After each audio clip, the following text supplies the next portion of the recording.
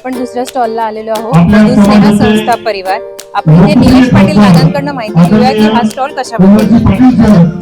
ही जी मधुस्नेहा जी संस्था आहे ही शैक्षणिक संस्था वगैरे शैक्षणिक संस्थेचे परिवार आहे. जसं जनता शिक्षण मंडळ आहे, त्याच्यामध्ये एवढे कोर्सेस आहेत.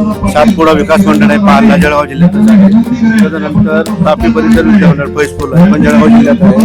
त्याच्यानंतर चैतन्य आयुर्वेदिक महाविद्यालय आहे, ते पण सातेगाव भुसावळला. त्यानंतर जलाजी नाना विद्या प्रबोधिनी फिरोजाला आणि चेतना शिक्षण संस्था ही मुंबईला बांद्र्याला. ते MBA कॉलेजेस आणि आर्ट कॉमर्स सगळे प्रकारचे कॉलेजेस आहेत. एकंदरीतमध्ये शैक्षणिक विस्तार आहे हा. आणि बाळासाहेब मधुकरराव चौधरी यांनी सगळ्या स्थापन केलेल्या संस्था आहेत. आता श्रीकांत चौधरी त्याचे चिरंजीव हे सगळं काम करतात.